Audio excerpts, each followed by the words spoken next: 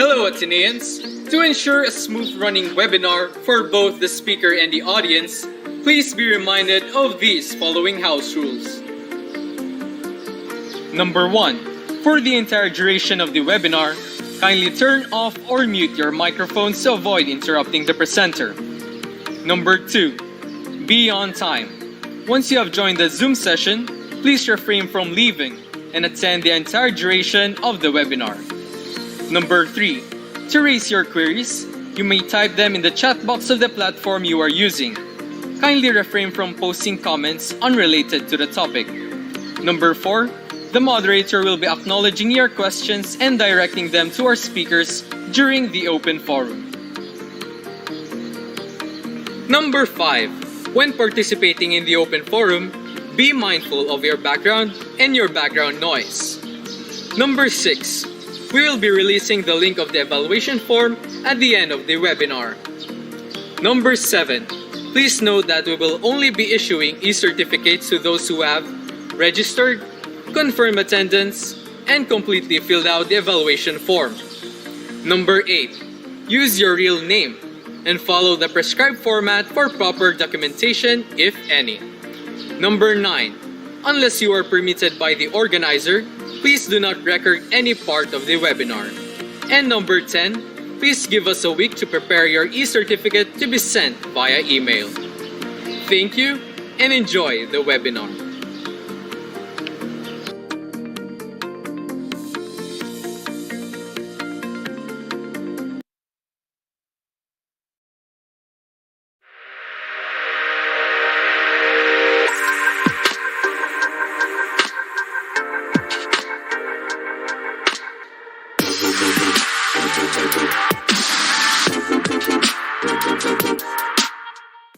Hello there, Athenians! Welcome to your chosen alternative class program or ACP webinar or workshop this semester. Let me refresh your memory on what ACP is all about. The ACP is conducted every semester to provide the college students with formative opportunities outside of their regular classroom routine or daily schedule in support of the university's uniquely Jesuit educational goals.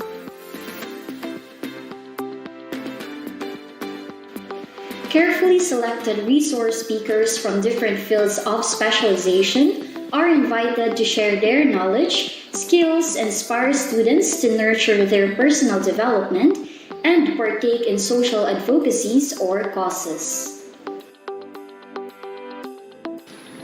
For the third online ACP during this pandemic, we continue with the theme Cannonballs, Firing Up Dreams, Courage, Action.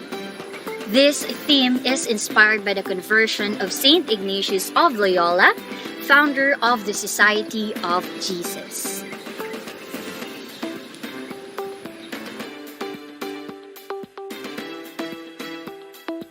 Just as Saint Ignatius was hit by a cannonball which altered his life and drew him to a greater calling, this ACP hopes to light up the university's call for students to have dreams, discern on how these dreams contribute to one's personal improvement and the common good, muster courage, and find ways to accomplish these dreams. To do this, ACP offerings are carefully chosen to be relevant to the current times, formative, and mission-driven. The webinars and e-workshops hope to start a conversation on one's life in the pandemic, the changes and transitions, and important events like the national and local elections. The online sessions endeavor to facilitate personal and even community reflection and discernment. Who knows? These virtual activities could fire up meaningful cannonball moments in you, dear students. At the end of the webinars and e-workshops, the ACP hopes for the following objectives. First, acquire knowledge and/or skills that are relevant to one's interest, talent, skill, passion, and advocacy. Second, relate or share the learning and insight gained from the topic or activity in conversation or dialogue and personal reflection. Third, examine the importance of one's interest, talent, skill, passion, and advocacy to the development of the society. And fourth, seek ways or opportunities by which the gained knowledge and skills can be further advanced and used for the benefit of the immediate organization, community, or larger society.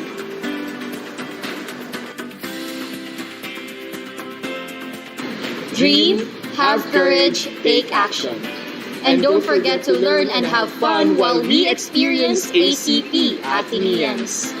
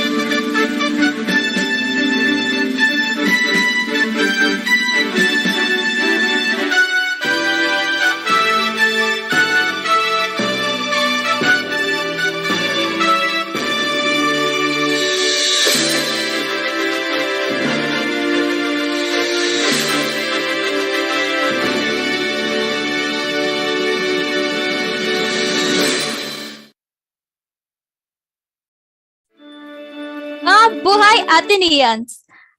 Are you ready to embrace the power of empowerment and share it with others?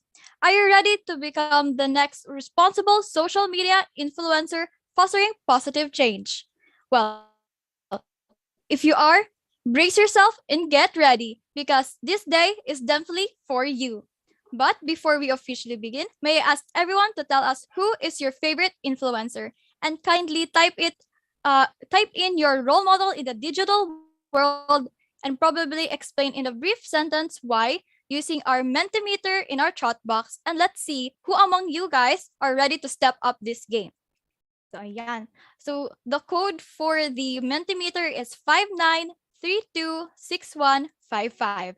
You can also use the QR code presented on the screen.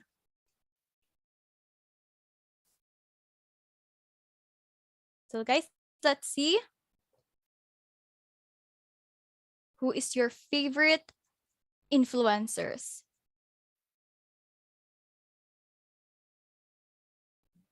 Okay. Hintayin natin yung mga results. For the meantime, may someone answered Shrek.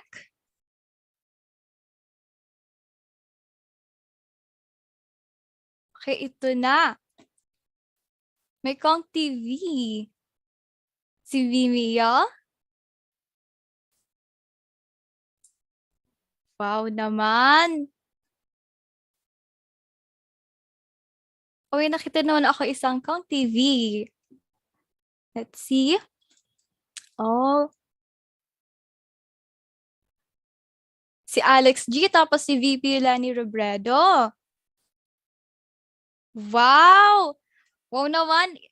I can see that most of our participants have someone they look up to. And guys, you are ready for today. But guys, papunta pa lang tayo sa exciting part, ha? So that's why, without further ado, Magis Morning Ateneo. This is Sheen and Deñiga, and it is with great pride and honor to welcome all of you to this workshop entitled Harnessing the Power of Digital Media for Social Change. Before we proceed to the weighted exciting part, please be reminded to turn off your microphone and remain muted unless requested to speak. We also encourage you to turn on your cameras if your internet connectivity may permit you. We will have an open forum after our speaker finishes her discussion to address your questions and clarifications. So you may type them in the chat box for them to be recognized. We are also live at the Adno Osa YouTube channel. To our YouTube streamers, we also encourage you to type in your comments and feelings. So don't hesitate to send your questions or insight via the Google form link. Send it in the Gbox or through the Zoom live chat. We will acknowledge it during the open forum. We will be issuing e-certificates for the workshop. However, you need to stay throughout the event and accomplish the evaluation form that we will give at the end. And yes, that's pretty much it. Let us begin with the invocation. May I invite everyone to settle down and ask for our Lord's intercession through our opening prayer.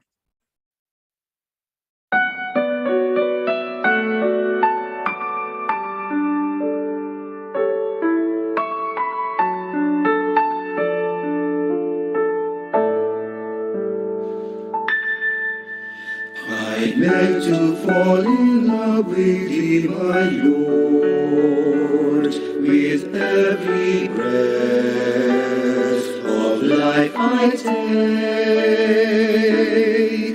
I beg to fall in love with thee, my Lord, its every beat I to thee forsake. For even if my thoughts fall short of knowing you, and even if my will runs terrified, your passion flings the darkness of my soul, sheds its light, breathes its life, stills the murmur of the night. I beg to fall in love with thee, my Lord, with every breath of life I take.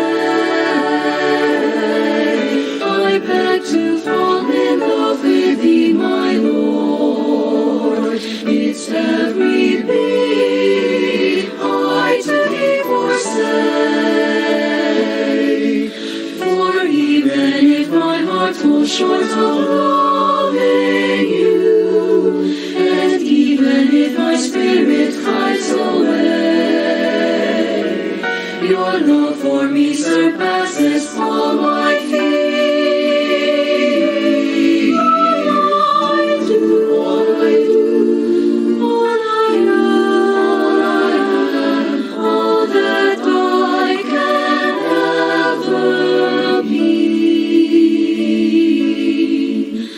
I beg to fall in love with thee, my Lord, with every breath of life I take. I beg to fall in love with thee, my Lord, its every beat I to thee forsake.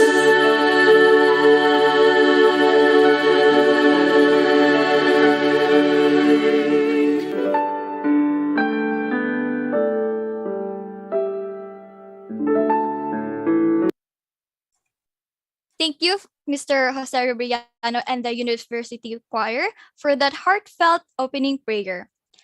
Now, we come to the exciting part of this event. Allow me to formally introduce our resource speaker for today. Our resource speaker serves a lecturer at the Department of Communication of the Ateneo de Manila University and the De La Salle University in the Philippines. She also served as a communication consultant to international development and private organizations. A paper that was based on her thesis bagged the Best Paper Award in the 9th National Social Science Congress of the Philippine Social Science Council, PSSC. It was also recently published by the PSSC as a chapter in the book of Resiliency in Our Times.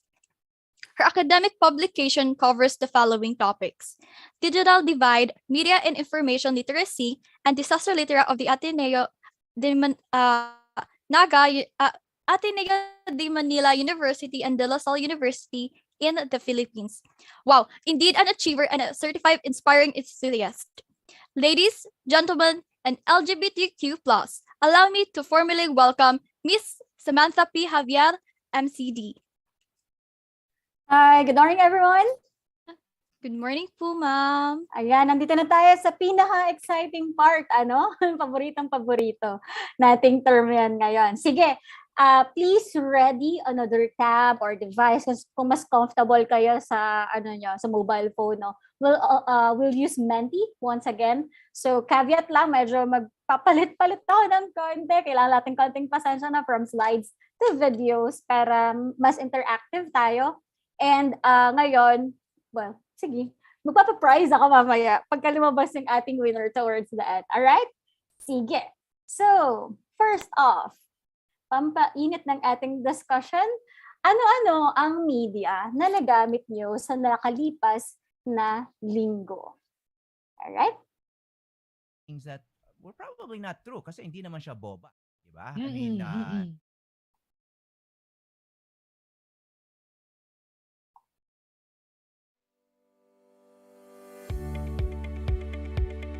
Aba, parang Sige, patingin nga po. Pag sinabi nating radyo, yung traditional natin, no? You have analog, pwedeng nasa cellphone na din, no? Pwedeng yung malalaki pa, pwedeng ganito lang kaliit. Yung TV can be the traditional ones, no? Yung from the CRT, medyo matataba pa, or mga flat screen. Dyaryo, we're referring here dun sa physical na dyaryo, no? Can be broadsheet, can be tabloid. Print. Wearables like smartwatches, gaming consoles like PS5, Wii, Xbox. Okay. Parang dominant talaga ang social media nowadays. Sige raw? Alright. Okay, next question. Ano-ano ang gamit ng media sa pang-araw-araw ninyong buhay? No? Huwag niyo nang pag-isipan lang malalim. No? Top of head answers, phrases, words, keywords. Okay? Gamit, silbi sa buhay. Communication, okay? Mapa-DM natin, no? Or can be through, your online learning spaces. Information, access, bebe time, sama na talaga yan. Entertainment, news, validation, no? Because current events, nanggagaling na, no, sa ating, syempre, hindi lang social media. Kahit yung ating traditional news source, shopping, socialization, no, hindi pa rin tayo normal times, no, talagang nasa alert level 1 pa yung karamihan ng lugar sa bansa. Hindi pa tayo nakakaabot sa 0 kung magkakaroon man ng 0. Awareness. Malaking-malaki ang entertainment, communication, and information. Mukhang di ako mahihirapan sa crowd na to. Okay. Sige. Next, our last question for our energizer.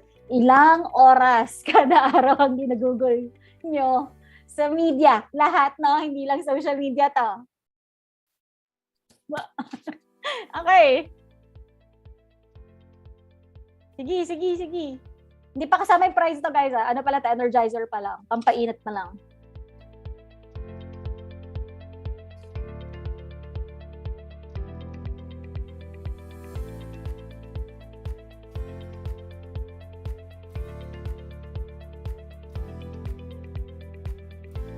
Oh, wow. Meron lang 24 hours, no? Sa isang araw, sa lumalabas, a third and above, no, is spent on media. whether traditional or social, but given your demographics, lumalabas talaga na mas social na tayo, highly dominant. Okay, the moment you wake up, no, hanggang sa pagtulog, may doom scrolling pang nagaganap. Sige, that's it for now. Medyo gugulat ako kasi nung may mga crowd ako dati na talagang may kaotipang natitirang tradition, nowadays hindi na yata talaga. Alright, sige. Ayan. Media 101. Babalikan lang natin ng konti. Para sa mga nakapag-media and information literacy na sa inyo, hindi na to bago, no? Pero maganda rin balikan natin yung basics kasi mas may intindahan natin yung gamit, yung power, no, ng media kung babalikan natin kung ano mga ba sila talaga. Alright? Traditional media. Pag sinabi natin traditional media, you have the print, no, the RTV from print na dyaryo, no, na naging radyo at nagkaroon ng TV. Okay? In fact, before the TV was introduced, no, worldwide, bago siya maimbento, before World War II, akala ng mga tao mawawala ang radyo. Ito, i-search nyo siya. Ang pinakaunang music video na napalabas sa MTV, no, sa music television, ay Video Killed the Radio Star. Akala mawawala talaga. But then again, di ba, here we are today, the 21st century, nandiyan pa rin naman ang radyo, nandiyan pa rin ang dyaryo, nandiyan pa rin ang TV. In another form lang. Ano? Pero kalimin sa inyo, hindi na talaga sa traditional. New media. Bakit nga po ba new? Di ba, ibig sabihin ba ng pagbago, new na lahat? Yes, no? Yes and no. Actually, nagkaroon lang ng term ng new media dahil sa sobrang bilis ng pagbabago sa teknolohiya, hindi na tayo maka-keep up halos. Umbrella term na siya para sa lahat, which includes the social media. No? So lahat ng na-invento post-internet era, no, ng 1990s, tinawag na silang new media to encapsulate everything and make sense. No? Ano ba itong mga technology na to na nakaka-apekto or na-maximize natin yung gamit. Alright? And meron din tayong tinatawag na mobile ICTs. Okay? So, ganito lang tatandaan nyo. Pag sinabing ICT, ito yung mga kagamitan natin, ito yung teknolohiya na nakakabit sa internet. Okay? Kung halimbawa, ang isang cellphone, kung wala siyang internet connection, wala siyang Wi-Fi, wala siyang SIM card, no, that could connect to the bigger internet, hindi siya ICT. Isa lang siyang new media device. No? Hindi siya nakakabit kasi na kabit sa ibang device, no, na one-to-one or one-to-many or many-to-one. Okay? Okay pa? Sige ang tandaan natin, traditional, new media, at saka mobile ICT. Alright. So, meron din tayong tinatawag na mga wearables. Na itong mga kilala nating, hindi ko naman pinapromote yung mga brands, but you have Google Glasses, you have PSPs, you have smartwatches, no, na dati, di ba, parang Power Rangers lang yung merong ganong powers na yung nasa watch nila yung commands, no? Pero from fiction, naging reality na yung mga text messages natin, yung calls, kaya mo nang i-take, makikita mo na yung mga push notifications from your social media, tong Google Glasses, dinadala tayo ng ating mga friends dun sa mga experiences nila. Bawa, bungee jumping, no? Takot ka naman tumalo, no? So, ang nangyayari, sinusuot din to ng mga ilang enthusiasts, no, hobbyists, para ma-share nila sa mundo yung kanilang experiences. And you have consoles, na gaming consoles na hindi man kayo magkasama sa same space, magkasabay kayo naglalaro. And during the pandemic, the lockdowns, no, may pandemic pa rin naman, kitang-kita natin na if your friends are overseas or nasa ibang lugar, same lang, no? May same experience kayo na nagaganap online or virtual. Alright? And of course, itong highly dominant sa inyo ay ang social media. And ang social media, kakabit din siya, no? Kasama siya dun sa tinatawag nating new media. Dahil meron siyang ginagamit na internet, no? Kasama na talaga to since the late 90s, early 2000s, no? Sa mga umabot pa sa multiply Friendster dyan, ask your teachers.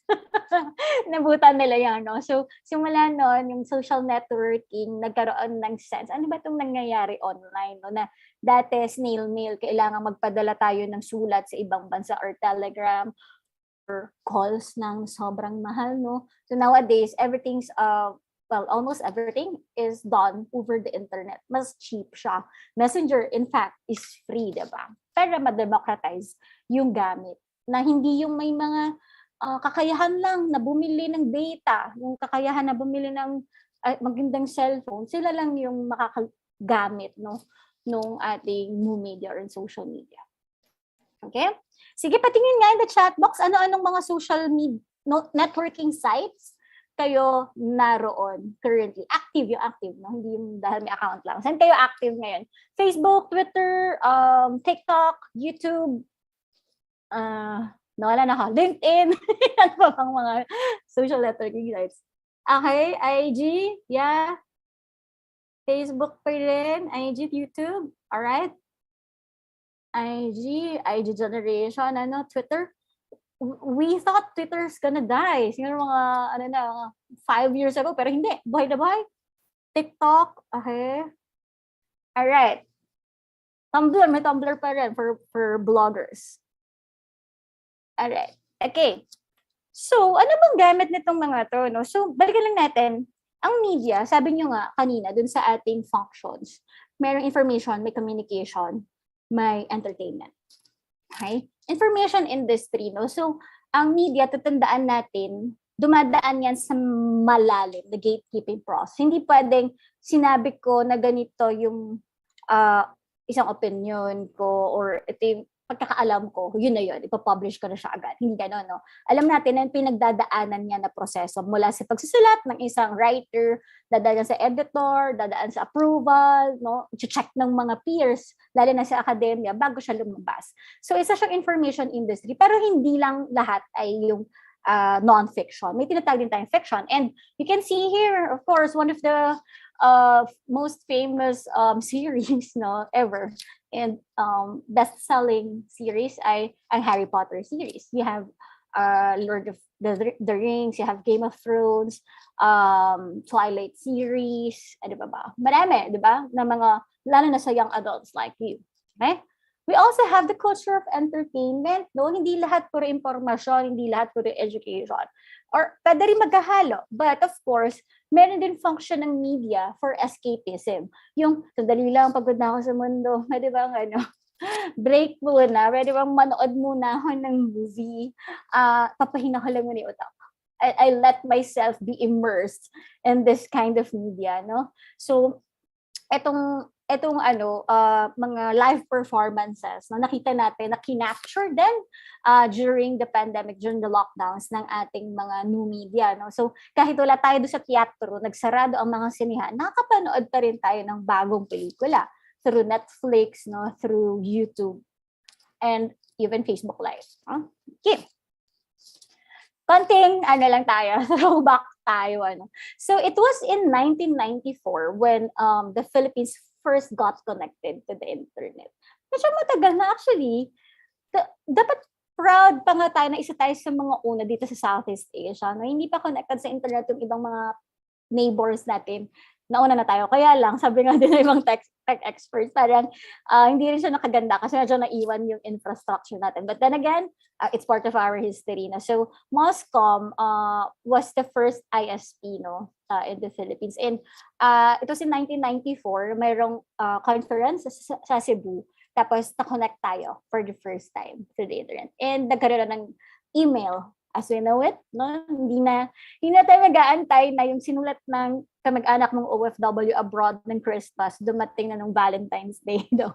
Ganun kasi dati, gaantay ka talaga. But ngayon, sobrang bilis na.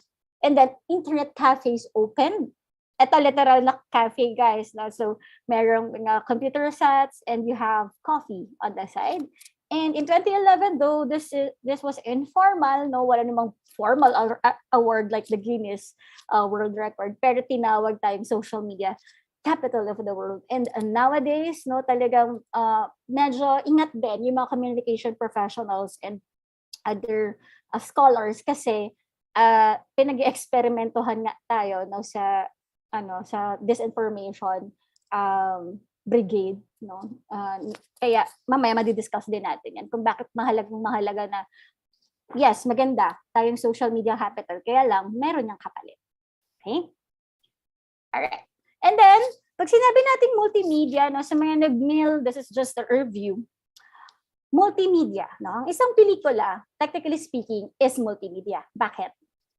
Meron siyang visual, meron siyang audio, naririnig natin, may text, no, may subtitles, merong mga nag-flash pa ng effects, diba? And motion. Okay? But we have to remember, people are still at the center. Okay? Tayo ay media rin. Okay? Hindi laging depende sa mga gadgets ang kapangyarihan ng impormasyon, ng komunikasyon at edukasyon. Okay? Tayo bilang tao, meron tayong influenza. Nung tinanong kayo kanina, sino yung paborito niyong influencers? Minsan pipilosopohin ko rin yung sagot doon. Ako, sarili ko, no? Kasi I am an influencer din sa aking sariling circles, no? And pag sinabi nating social network, hindi ito nakakahon lang sa social media, no? Anong explanation nun? Ako, meron akong pamilya. Okay? Social network ko yun. Kayo, maaring social network ko rin yun. Kasi nasa Ateneo community tayo, no? Ateneo system tayo. O pwede din na social network ko halimbawa ay, mahilig tayo, for example, sa K-pop, pare-parehas, no? So, social network ko rin yun. Na-enable yung ating mga connection na yun sa pamamagitan ng media. Okay? Pero hindi ibig sabihin, mawawala yung connection natin kapag nawala na yung media niya. Nakuha? Okay, patingin naman ng reacts kung nakuha yun. Tingin ng reaction. Okay ba? Malinaw pa? Okay, sige. So ngayon, sabi nila, ng mga communication scholars, hindi na sapat, no, na maalam lang tayo ng 3 R or 3 Rs. Reading, writing, and arithmetic. Ano pa kaya ang kailangan ng mundo? Patingin naman po sa chat box. Para mag-survive, para maka-engage tayo politically, socially, economically. Ano pa kaya ang kailangang mga literacy sa 21st century? Patingin naman po in the chat box, please.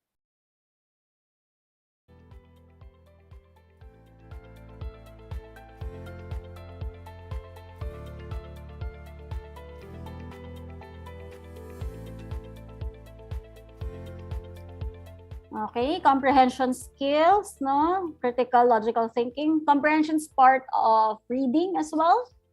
Critical and logical thinking, yeah, pwede. Minsan sa arithmetic, no? May math involved then, even in truth. Watching critically, perhaps. What else?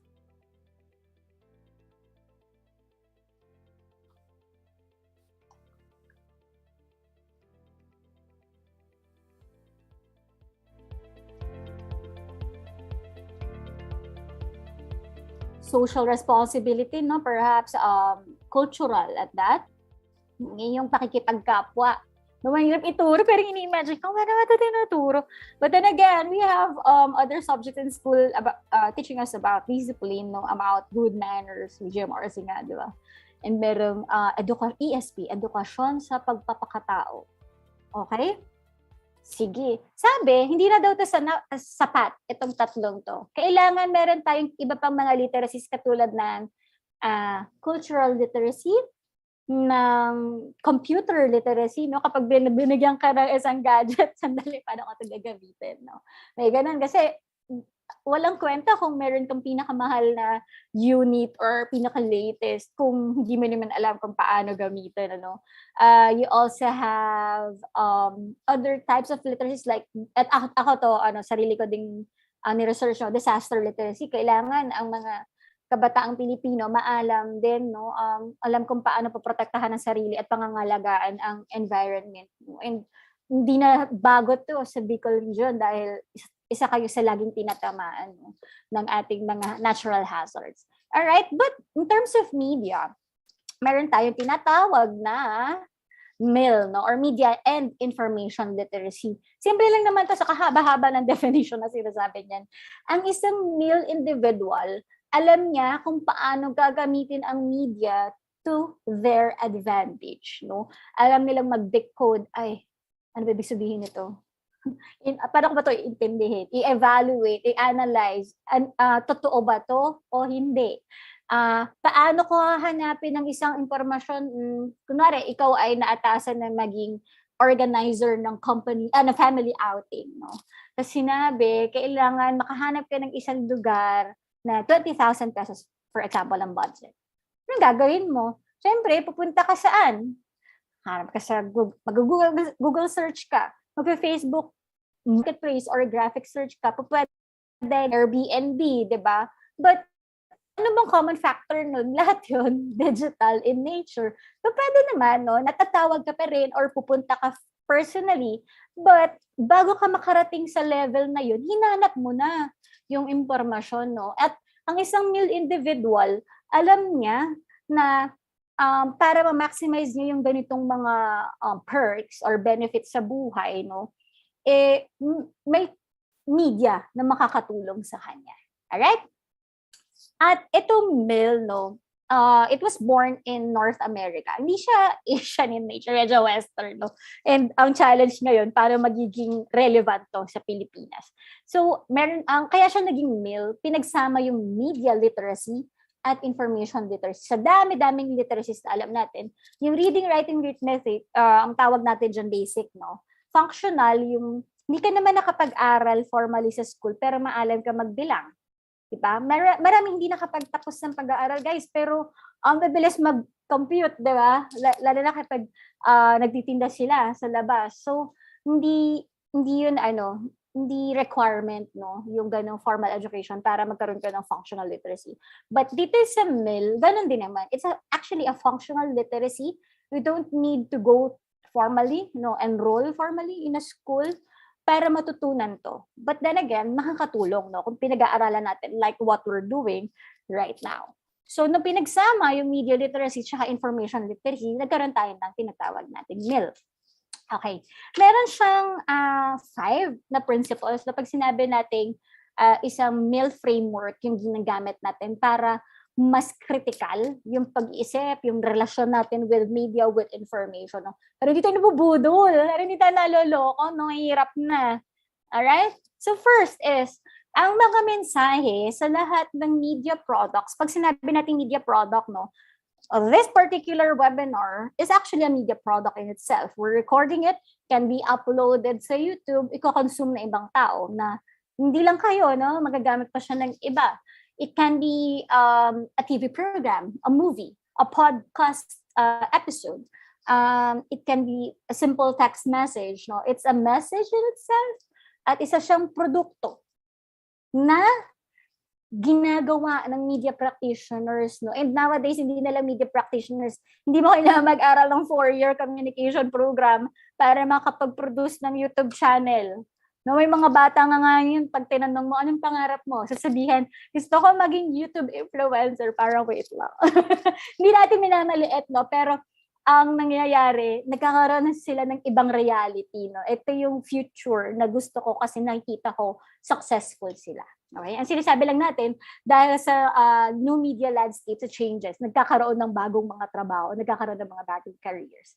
Alright? And ang sinasabi dito sa principle number 1, hindi nalalaglag like manna from heaven ang mga media messages natin. Carefully constructed yan. Hindi yan nagkataon, hindi yan tsamba.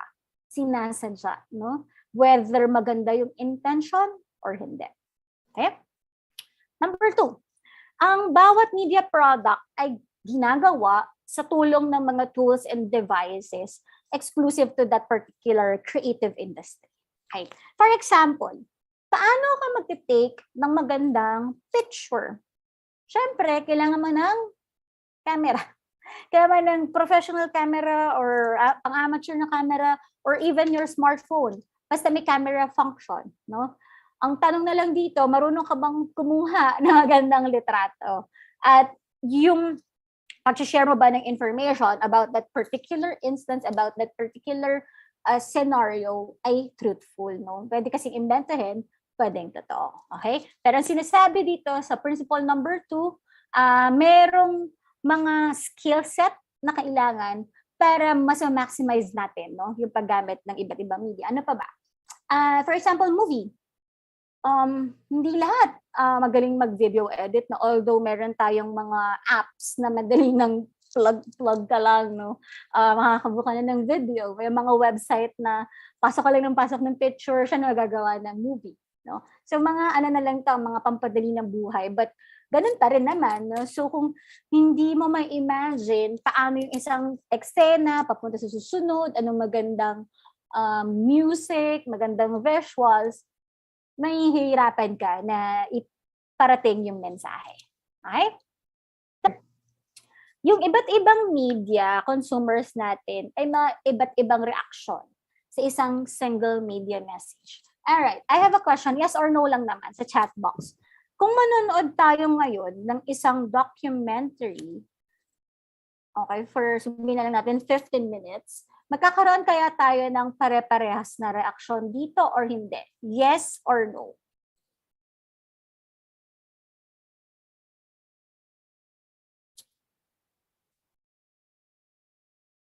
Kahit na nasa isang section tayo, may isa lang naman tayong picture, diba?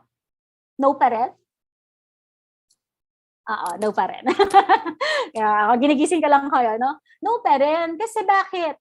May iba't iba tayong backgrounds, may iba't iba tayong pinanggagalingan, no? Kaya nga palagi sa critical thinking, ang hinihiling sa atin, no, ay intindihin din yung nasa, may ibang opinion, may ibang pinanggagalingan, kasi hindi tayo pare-parehas ng take-off point, kumbaga. May pare-parehas, sabay-sabay pa tayo manood, sige lang, kahit nasa isang sinihan pa tayo. But, pupusta talaga ako, hindi tayo magiging pare-parehas ng nagiging reaction dito. Yung pagkakaintindi, baka natulog yung katabi mo, hindi na niya nakita yung most exciting part, for example. Or, ako, may napanood na akong taliwas dun sa pinapanood natin, mapapaisip ako, sandali, ano yung totoo dun? Yung dati ko bang napanood o ito? Or meron pang alternate truth daw? Posible pa ba yun? Di ba? Posible pa rin naman, no? So, talagang magkakaroon tayo ng iba-ibang reaction. Okay? Fourth principle is that media products were created with particular values embedded in them, no? So, isipin nyo, no, kung ako, media producer ako, siguro isang TV news segment, no? Pipiliin ko rin kung ano yung mapapalabas. Kaya nga din nowadays, medyo nata-challenge din yung media industry kasi tinatawag ng yung kahit mga legitimate news outlets, kino-quote na as biased sila. 'Di ba? Kasi hindi lang komportable yung mga consumers doon sa lumalabas na truth, no? Doon sa lumalabas na ito yung pagkaka-document ng mga journalist, 'di ba? And ano nila yun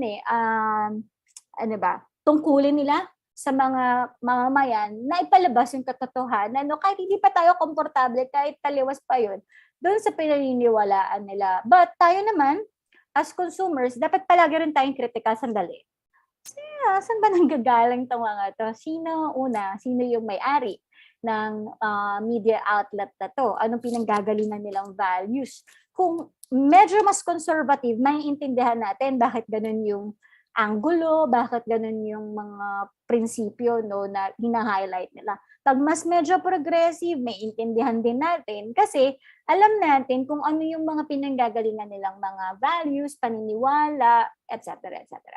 Okay? Sa Ateneo, 'di ba, meron tayong mga principles din, no, ng Jesuit principles na pinanggagalingan din natin yung magis, men and women for others, cura personalis, etc. 'di ba? So, tuwing gagawa tayo ng media product, hindi natin din maiwasan minsan na lumalabas yung mga ganong values, no? Kasi isang community. Alright? Fifth, yung mga media products natin ay ginagawa para, of course, negosyo din, no? Minsan, hindi natin sinasabi na lahat ng, lalo na sa journalism, no, na pera-pera lang. No? Ang sinasabi natin, hindi makakakilos ang isang media outlet kung wala siyang staff. No, wala nga namang for free lahat yan, hindi guys, no? Ano din yan trabaho din yun. Ang sinasabi lang dito sa fifth principle ay ingat lang din tayo, no, sa media na kinokonsume natin. Nagsuspend tayo ng money, no? And lalo na sa mga fandoms, alam natin, Diyos ko, kahit, mga paper bag, talagang papakaingatan yan, o kaya light sticks, o kaya signed vinyl ng isang singer. Ganung level ng fandom minsan yung meron tayo. And economically, mayumayaman dito dahil sa kinokonsume nating media. Ideologically, no, maaaring it's political, philosophical, no, may pinaglalaban, no, yung isang media product. Okay? Alright, okay pa? Sige. Ano bang silbi na itong media and information literacy sa buhay, no? So first is quality of life. Alam naman natin, sa Maslow's hierarchy, you have that particular pyramid. Sa bottom, nandun yung basic needs natin. Food, you have shelter, papakit yan, security, hanggang sa pinakamataas, self-actualization. And usually, in self-actualization, nandun na yung improved quality of life nga na hindi mo naiisipin yung pang-araw-araw na makakain ba ako ng 3 beses sa isang araw dahil mag-enjoy ka na, no? Lalo na sa ating mga retirees, kung gusto mo nila mag-travel sa mundo, maghapad ka ba daw na the movie? Why not, no? Kasi ang gusto mo, ma-enjoy yung life, yung mission mo, no? And ano pang meron sa buhay, no? Next is greater political participation. Okay? Maswerte rin tayo sa Pilipinas na nasa demokrasya tayo, no? May mga mas repressive na mga bansa, guys, talaga to, i-research nyo rin. Meron tayong mga privileges, no, bilang Pilipino na minsan hindi natin na-appreciate, no? Meron tayong greater political participation in such a sense that even yung Facebook natin hindi regulated, no? There were attempts, no, with the cybercrime law of 2012 to regulate, no, yung titingnan yung mga comments natin, tignan yung mga sinashare natin, no. But maswerte tayo na hindi nangyayari at kailangan nating bantayan na hindi mangyari yun, ano. And nakakapag-feedback tayo sa mga government agencies kapag tingin natin mali, no, yung mga practices. Pagka sa tingin natin merong nangyayaring corruption, no, may mga allegations, we have that particular communication line with them, no, na hindi na natin kailangang physically pumunta, pwedeng anonymous ka pa nga kung medyo natatakot ka for your safety. So, maaari din na nakakapag-express tayo, no, sino yung mga kandidato na ating sinusuportahan freely, no, and I hope kasama tayo na makakapag-safeguard nitong ganitong natin benefits. Third is better economic opportunities. Ito, marami nga no, mga iniwan na yung kanilang full-time jobs, yung day jobs nila to sell online. Live selling, mag-Lazada, mag-Shopee, and naranasan ko siya, no, na free shipping pero ay free lang yung items ko tapos siniship ko siya. Hindi talaga siya biro. Talagang full-time job siya, guys. So, marami, no, na yumaman din at nagkaroon ng mas maraming time sa kanilang mga pamilya through this communities, no. So, yung iba, formal merchants. Meron ding ibang nasa FB groups.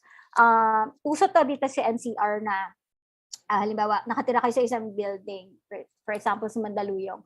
Meron iikot-ikot yan sila ng mga daily nagbebenta ng ulam, for example. Imagine niyo, ang galing. Nagkaroon ng mga digital communities kasi may mga namumuhay solo. Medyo malungkot daw at times. Parang, my gosh, wala akong kasama. Sinong tulong sa akin, magluto, etc. Pero, nagkaroon sila ng support system. Nagkaroon pa sila ng friends dahil dun sa digital communities na yan. Alright? Fourth is improved learning environment. So, kayo talaga yung pinaka nakakaranas nito, no? Hindi lang yung informal education natin, hindi lang yung non-formal, pati yung formal education. Naka-enroll kayo ngayon sa Ateneo Deñiga and you're undergoing a blended learning setup, no? Kasi medyo hindi pa, nandun pa lang tayo sa way natin towards reopening the schools. And ngayon, yung improved learning environment is one of the benefits that's being pushed by MIL, no? Hang on na. I think I'm hearing some echo. Hang on, guys. Ayan, okay na. Alright. And last but not least is more cohesive social units, no? Sabi nga, di ba, man is a social animal. yung mawawalan ng kailangan palaging may socialization. Hindi naman sa araw-araw, no? Pero from time to time. And naramdaman nga natin yun, nagkaroon ng lockdowns, parang, gusto ko makita ng tao, parang ano nangyayari, I need support, etc., etc. And yung ating mga media, no, kung alam natin kung paano i-maximize to through digital communities, through its power for people-to-people exchange, magkakaroon tayo ng mas strong, no, na ating mga social units, whether it's with your family, with your community, with your school, organization na kung saan kayo kabila. Alright? Sige. Tandaan niyo pa yung sagot kanina, ilang oras sa isang araw ang ginugugol nyo. Sige. Ayan, kung pa, ayan.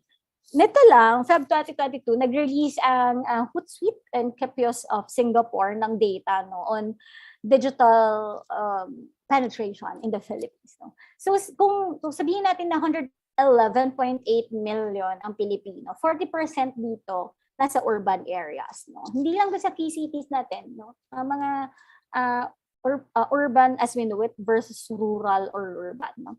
And ito yung nakakatawa dito. 156.5 million ang cellular mobile connections natin. Maaari, ito yung SIM card siguro, probably yung binilang dito sa methodology na to. Ang ibig sabihin nun, mas marami pa ang mobile connection sa Pilipinas kesa sa number ng tao. Sa number, kahit babies pa, bilangin natin, kasama rin sila. Okay? And for the internet users, we have 68% no, of internet penetration in the Philippines. So, kahit nga kasi mag-Facebook ka lang, mag-Messenger, which is free, you're also connected. Pwedeng may SIM card yun, may mobile connection, pwedeng wala, pwedeng nakiki-Wi-Fi, piso Wi-Fi, piso net. No? Medyo nauuso na rin yun nowadays. Lalo na dun sa walang mga fixed internet sa bahay nila or data. And true to our title as the social media capital of the world, we have 92.05 million no, na active social media users. Hindi ko ma-imagine. Kahit mga pamangkin ko nga, na wala pang 13 years old, merong, may Facebook account, kahit hindi pa talaga allowed, no, technically. Pero nandun na rin sila. And that's 82.4%, no, of our total population. Talagang big numbers. Okay? And with that, no, na parang halos half-half yung male and female biologically no, na population natin, masyadong bata actually, 26.3 ang ating population. Can be, sabi nila, swerte daw tayo dahil bata yung population. At 96.3 yung ating basic literacy. Ibig sabihin, no, kahit tignan pa natin yung DepEd data, marami ang nakakaabot ng grade 6. Ang tanong na lang, nakakatapos ba ng high school, nakakapagtapos ba ng college, At mataas yung literacy across or between the sexes, right? In terms of device ownership, no, any kind of mobile phone, whether it's smartphone or yung, alam mo yung analog, yung QWERTY pa, yung ang nagagawa lang ay call and text, marami, no, or 98.8% of Filipinos have cellphones. Kaya lang, ang lang dito, ang disclaimer, baka kasi dalawa yung cellphone ng isang tao, no? May mga pamilya po na iisa lang yung cellphone ang maaaring hiram, no? And that's a reality. And ang mahirap ay yung maiiwan sila, hindi nila ma-maximize yung powers ng media kung wala sila nun, right? Laptop, desktop, computer, tablets, no, lalo na ngayon, kita naman natin may mga ilang LGUs that had to lend, no, yung mga tablets dun sa mga students na hindi makaka-access.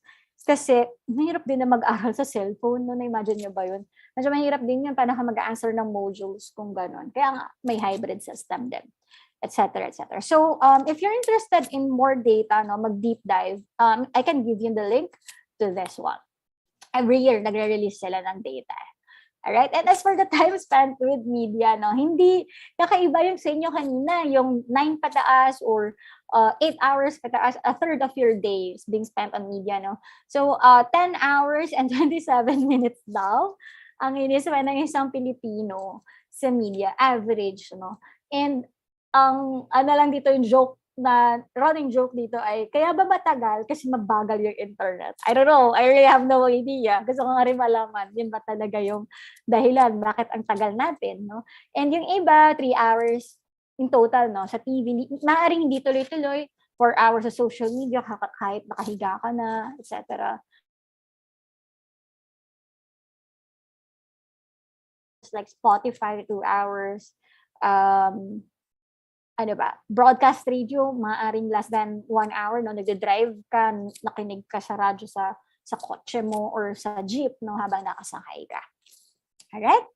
So that's for the, quick, fast facts. As for people's media, tandaan nyo yun, yung will natin, ng tao, nasa gitna yun. Siya ng information, no? So, maaaring tayo yung nagpapakalat ng katotohanan o nagpapakalat ng kasinungalingan. Okay? And I can't emphasize it even more, no, nowadays, na yung social circles natin, ang hiniwala sa atin, lalo na kayo, no, guys, malaki talaga tong impluwensya nyo kasi nasa university kayo, nasa kilala kayong university, merong certain level of trust yung mga tao sa inyo na hindi kayo magtutubudol sa fake news o sa disinformation. And with the advent of social media, we have the power to post anything and edit later. Diba? Well, hindi na post ka na lang muna kahit di ba confirm.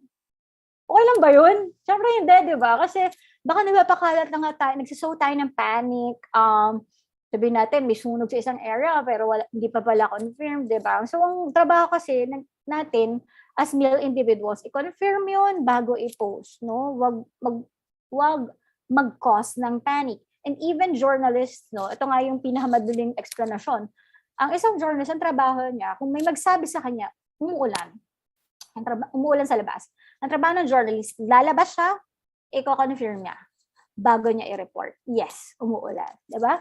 And ngayon, sobrang bilis na ng ating pag-share ng information, no? Even entertainment, no? You can go on Facebook Live and provide entertainment. Even kumita pa, diba? Pwedeng mag-raise ng funds there. Okay? And the characteristics of social media, no? Dito tayo mag-focus ngayon kasi ito yung pinaka-dominant sa inyo, no? So you have individualized and profiles na kayo talaga online, okay? Your real personality can be different, no, from the one on the internet, no? So pwedeng i-filter natin content na for IG, i-filter natin content for Facebook, yung itsura natin para attractive, ganyan. No? Sa LinkedIn, dapat na formal para paniwalaan akong bestest person ako. You can connect with your friends and the people you love the most, no? Or mayroon lang kayong same interest. You can upload content in real time, no? Basta may data. Basta abot ng internet. Pwedeng nagla-live ka. Nagpunta ka, for example, sa isang basketball game, no? Pero bawal naman yung buo ay i-cover mo. Meron ka lang mga snippets. Pwedeng conversation starter, no?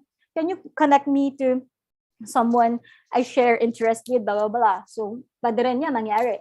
And provides tracking, no? So, meron certain level of data privacy that we're also giving up when we're online, no? In fact, kung pupunta ka sa isang lugar na hindi ka masyadong familiar, pwede mo ibigay sa pamilya mo, nandito ako ngayon, live tracker. Makikita nila na nagbo-move around ka. Or if you have an appointment, no, pwede rin mangyari yun. Okay? And as for the formats and examples, no, we'll just make sense of the platforms that you're familiar with. For example, Facebook. Sa totoo lang, nung inimbento yan ni Mark Zuckerberg sa Harvard University, it was just for Harvard University, no, na magkaroon ng mga friends of friends, ganyan, sa loob ng Harvard. But ngayon, nag-evolve na siya, naging news source na. In fact, we call our home screen news feed, no? Doon na natin kinukuha. Hindi na tayo nagpupunta sa mga news sites. Pero sana magbalik natin yung habit na yun. Alright, you also have microblogging in Twitter and Instagram, no? Hindi ka naman nag-expect ng full news article sa Twitter, no? You just have 140 to 280 characters, no? And napaka-challenging, no? Na how to tell a story on Twitter, on Instagram as well, diba? So can be through beautiful photos, reels, no, etc. You have what you call in special interest networks as well. Bakit sila special interest? For example, LinkedIn business yan, no? So, medyo seryoso yung mga tao dyan. Walang bardagulan, may konti, pero konti lang sa LinkedIn. Pinterest, highly visual siya. No? So, for example, gusto mong gumawa ng renovation sa bahay mo. So, pin mo yung mga gusto mong mga pegs. Ganyan. Media sharing, this is highly, ano ba to? Very rich sa media. No? So, sa YouTube, you have videos. You have videos as long as 60 minutes, 120 minutes, or shorts. No? May mga segundo nga lang minsan. Eh. And nowadays, ang challenge is for media producers to capture the attention of their audiences in 6 seconds or less. Ganun na yung attention span natin, guys. Paano nangyari yun? Hindi ka rin alam. And then Flickr is for photos, no? Sa mga albums yan. But of course, we have to be very, very critical din sa paggamit, no? We have to look for the most reliable sources. Tignan din natin kung maaaring gamitin, no? Wag lang tayong kuha ng media ng ibang tao because that's stealing, no? Intellectual property. Okay? We also have collaborative views like Reddit and Waze. Sa Waze, no, nakikita natin nasaan yung may aksidente, saan pwedeng mag-pump ng gas, etc. So, tulungan yung mga tao doon. And that's social media as well. Hindi lang natin nare-realize. And then you have discussion forums like Google Groups. Reddit is also a discussion forum actually. Group buying like Lazada, Shopee, OLX, kind of passe na. And you have virtual worlds like Minecraft, no, Warcraft, and other MMORPGs. Okay? Sige. Ito. Maganda, no? Marami tayong mga benefits sa new media, sa social media. Pero marami ring challenges. So may tanong ako sa inyo. Mabilis lang to. Yes or no lang sa chat box. Okay, may papakita akong picture sa inyo. Tapos yung unang-unang sagot na may isip nyo, i-type nyo ha, kung yes or no. Ang tanong ko ay, totoo ba to? Totoo ba to?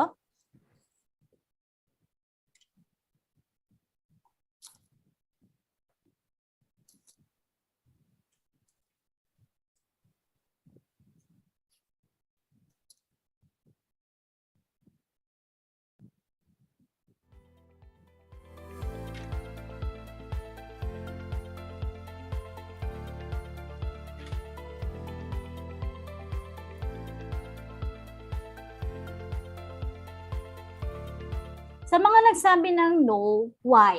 May follow-up question pala. What made you say na hindi siya totoo? O hula lang?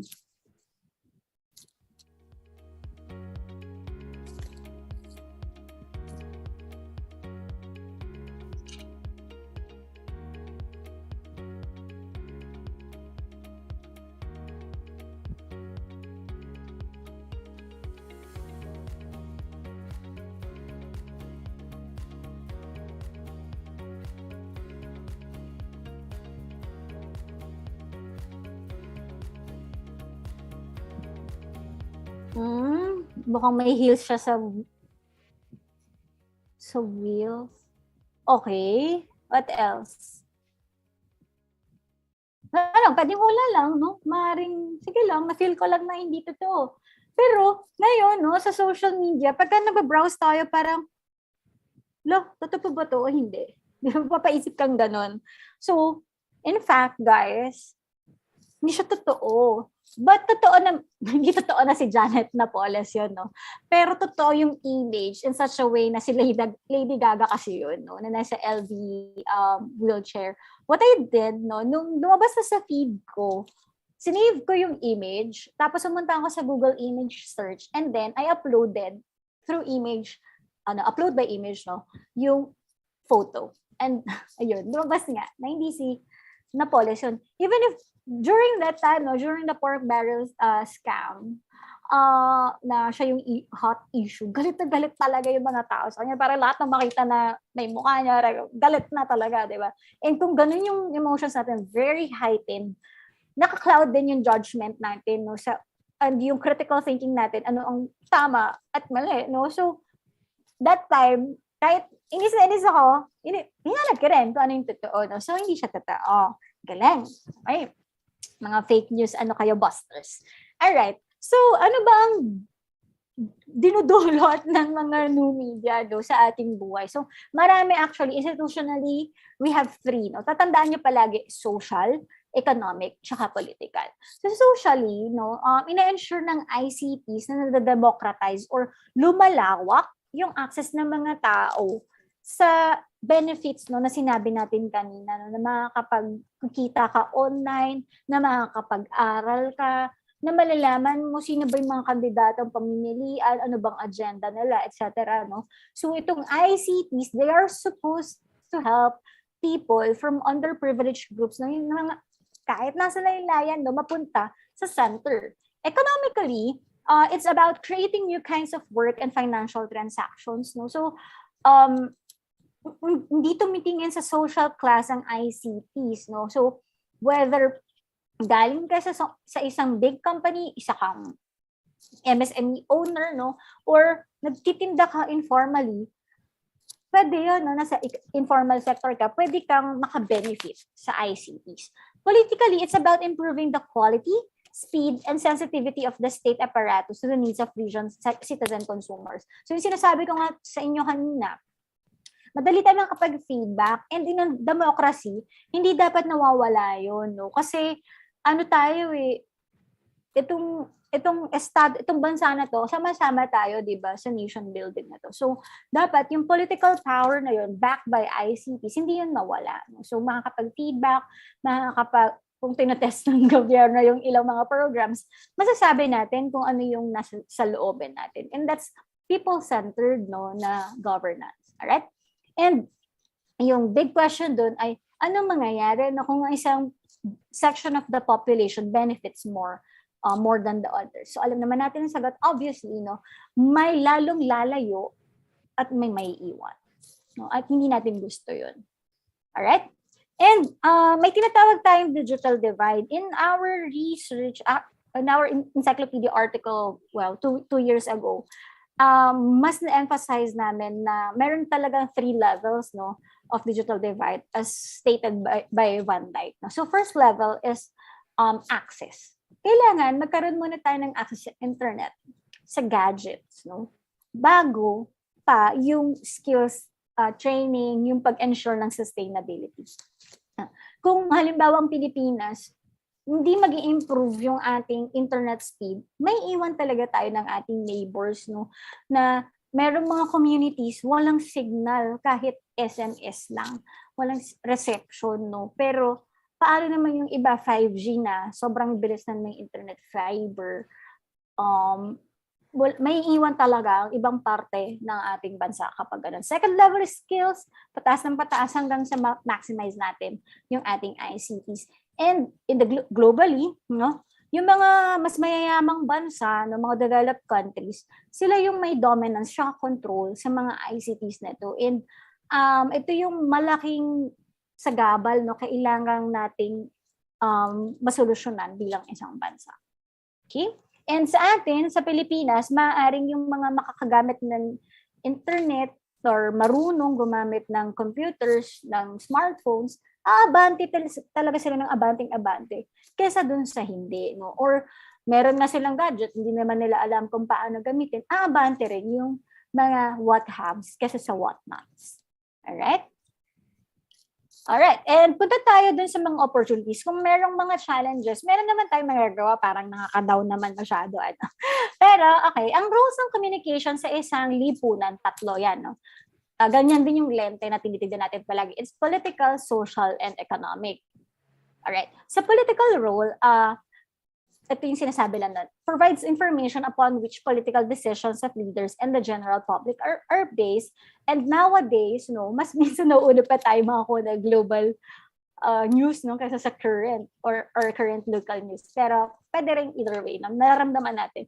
Yung nangyayari sa United States, alam natin, no? Kung tumataas ulit yung level ng Omicron, no, variant doon, malalaman natin agad. And babantayan natin para maprotektahan natin yung ating mga communities. No?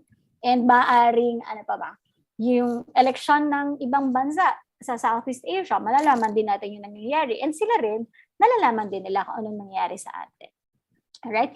In disseminating information, this is highly critical, no? Kagaya ng nangyari ng Marawi siege. Ito talaga, ako din, bilang may mga kaibigan ako na nandun sa ground zero, sobrang nalito rin ako. Sabi ko, nakikipag-engage ba ako sa ganitong kind of interaction online? Baka mamaya, nandun din yung mga perpetrators, no, nitong siege na to. What if online din sila, malaman kung nasaan yung mga friends na nagpaparescue? So talagang sa moment na yun, malilito ka na rin talaga eh. Nakakatulong ba to or lalo ba akong makakasira, di ba? Makaka-harm. No? You're really meaning well, pero mas napasama pa. Maaring ganun or maaring during disasters, no? Nagpapakalat din tayo ng mga calls for donation, dito kailangan ng tulong, blah, blah, blah. And highly critical, no, yung pag-discern natin which is true at hindi sa part na to. Okay? Next is creating public opinion. Okay?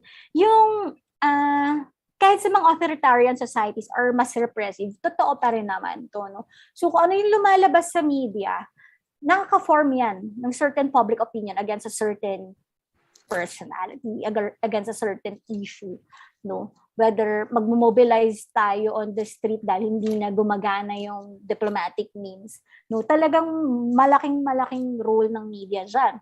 And what else? It brings in all kinds of information so that the public may choose, no? So yun yung sinasabi dito.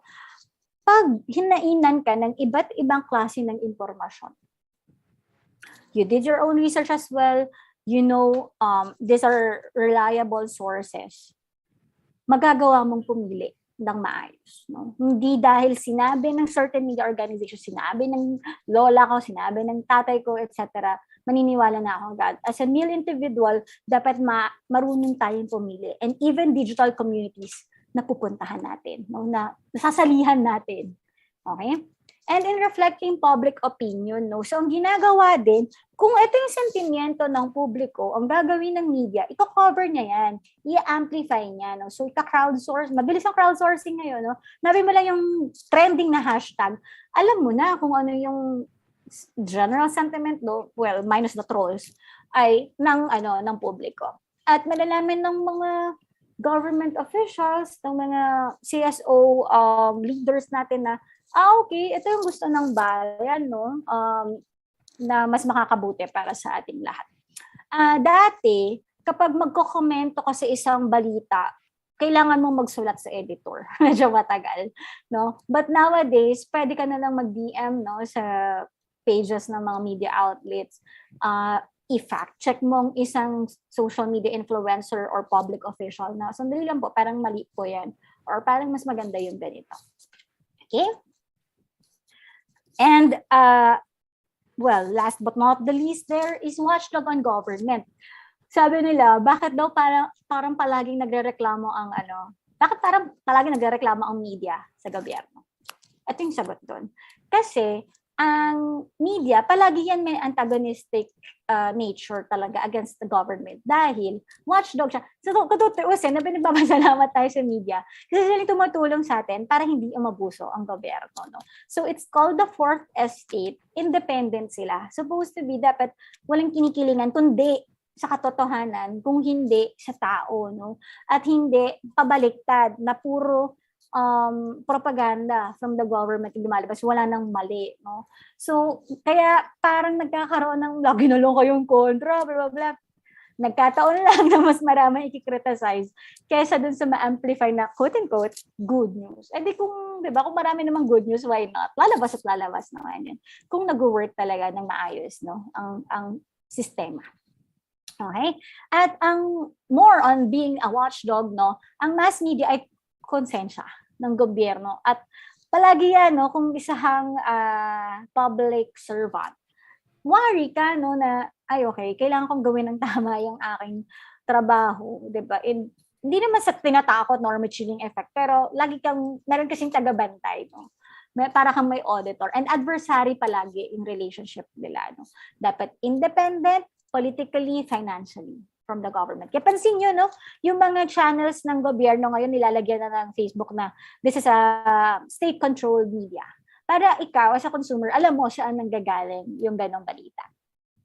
Economic role, mas mga nabanggitan natin kanina, no? So, mas napapataas, no, yung level of consumerism natin, Netflix subscription, I Want TFC, YouTube, no, mga YouTube Premium, etc. natin. And Lazada, Shopee, etc. So, meron din tinatawag na social marketing. Hindi lahat ng pinopromote natin online ay produkto. No? Meron din serbisyo minsan, meron minsan idea. In social marketing, ang pinag-iba nito sa advertising, hindi produkto yung binibenta natin, kundi ideya. Abstract, no? Ito, for example, sa UNICEF, ito, isa sa mga award-winning social marketing campaigns ay ang pagkakaroon ng mas maraming CRs. No? Maraming mga communities walang CR, guys. No? Maraming households walang CR. And ngayon, no, in light of the pandemic, kailangan yung wash natin, yung hygiene, yung paghuhugas ng kamay. Highly important para maiwasan natin. And madaling sabihin na, hugas ka lang ng kamay. Kung walang access sa malinis na tubig, no? So, check your privilege as well. Okay? Yung Check My School, isa sa mga, examples, no? Ateneo de Manila University partnered with the DepEd and another CSO para ma-check natin, no? Kasi dami-dami mga paaralan sa buong bansa. Paano may involve ang mga tao sa pagsisiguro na okay yung mga paaralan, hindi butas-butas. Pagka nagka-earthquake ba, okay pa to, no? So, kasama tayo dyan. Dahil natin yan, tungkulin natin. Okay, meron ding mga ganito, no? Yung kagaya ng Mother Baby Friendly Philippines, no? So, you have news, videos, infographics about breastfeeding, no? In the country na mas pinapromote yung breastfeeding kumpara sa formula milk. Mga ganong ideya. Hindi lang lahat, entertainment. May information and education din. Alright? And social role, no? So, yung media tumutulong din sa pagbubuo ng identity ng mga Pilipino. Sino ba talaga tayo? Maaring nasa quest tayo, hindi siya end eh. Patuloy, no? Siguro, basahin ulit natin no limitang real filibusterismo. Mapapaisip ka, parang marami na ba nagbago sa Pilipinas simula ng panahon na Rizal? Parang hindi rin, no? Maaring, hinahanap pa rin natin yung identity natin and cultural heritage as a nation. And tumutulong ang media dito sa pag-crystallize, pag-disseminate, no, para sa future generations, hindi lang sa present. Pop culture, no, yung tinatawag natin popular culture, anong uso? Bumabalik-balik lang daw yung uso sabi no? Yung uso dati ng mga vinyl, naging CD, naging digital podcast or albums, bumabalik na naman, cool na naman siya. Yung pagbabaliktad ng salita, no, mga lodi, di ba, ganyan. Lingo yun na nauso dati ng 70s, nauso na naman ngayon. You have personalities, mga idolo ng masa, ganun na FPJ, Nora Honor, may mga Vilmanians, Noranians dati, si Coco Martin nowadays with Provinciano, no? And kung ano ang sinusuot ng isang bansa, kinakanta at sinasayaw, ay naiimpluwensyahan ng mass media. Alright? Even in building a nation, kagaya na sinabi ko kanina, sino nga ba tayo bilang Pilipino? No? So, yung future natin, no, na yung binubuo nating realidad, no, at identity natin as crystallized by mass media, nasa kamay natin yun ngayon. Okay? And we're at a highly critical stage, no? Yung mga Pilipino, bardagul ba talaga? Diba? Hanggang online lang ba to? Or pag lumabas ka naman, hindi naman Okay naman diba? Okay naman na magkakaiba tayo ng opinion Talagang online vicious lang. And amplified lang by trolls ba to? Diba? And even in entertaining a nation, no? So you have comics, you have movies, TV, songs, etc. And pwede escapist siya. Ayoko muna, break muna tayo sa mundo. Or kaya mo nalaman yung ganitong mga problema ng ibang sektor dahil nakita mo sa docu, sa eyewitness, di ba? Ay, ganito pala nangyayari. Ay, ganito pala pag isang estudyante sa online learning setup, hindi pala madali, no? Lalo na kung marami kayo sa isang bahay, maaaring gano'n, no? And na-check mo rin yung privilege mo and paano ka makakatulong. Okay? You have citizen journalism, no? Pwede tayong mag-take ng videos, i-submit natin to Uscoop, like the one for GMA, no? I-verify nila yan, tatawagan kayo, tama ba to, ganyan. Nakikita natin siya, parte ng news. Meron ding contextual awareness, no? So ito, kung narinig niyo ng echo chamber and bubble, no? So medyo sa contextual awareness. Kung manonood ako ngayon ng isang documentary tungkol sa Royal Family ng United Kingdom, sasuggest sa akin ng Netflix lahat ng docu tungkol sa kanila. Whether it's a criticism, whether it's support, makukuha ko yun. Kaya lang, kung hindi ako lalabas din sa bubble na yun, sa echo chamber na yun, maaaring hindi ko na malaman yung ibang mga products, no? So, ingat lang din tayo dun. Nakaka-spoil at times, no? Kasi nakikita mo na parang mas matalino ba or mas nakakaalala pa yung AI or yung device mo, pero ingat lang tayo. Okay? May intelligent routing din, kagaya ng Waze, no? Yung GPS natin, etc. Yan. And MOOCs, no? So, hindi mo na kailangan, libre, no? Libre sa TESDA, libre sa iba't ibang universities abroad, yung pag-enroll sa mga online programs. Pero ingat lang din tayo sa pagpili. They have to be reputable institutions, no? And ayan, meron din sa UP Open University. So, hindi mo na kailangan physically pumunta. Dati ang hirap ibenta nitong idea nito. Pero nagkaroon ng online learning setup, na-realize ng mga tao, ayaw nga, may mga benefit naman pala siya. Alright? And very, very quickly, no, I know I'm running out of time, but tricky na lang nowadays, no? How do we go about sustainable development na nangyari yung pandemya, where we have climate crisis, politically naapektuhan tayo with this information machinery, no? Nakikita natin yung epekto nito ngayon. You have several other issues, no, haunting this generation, our generation.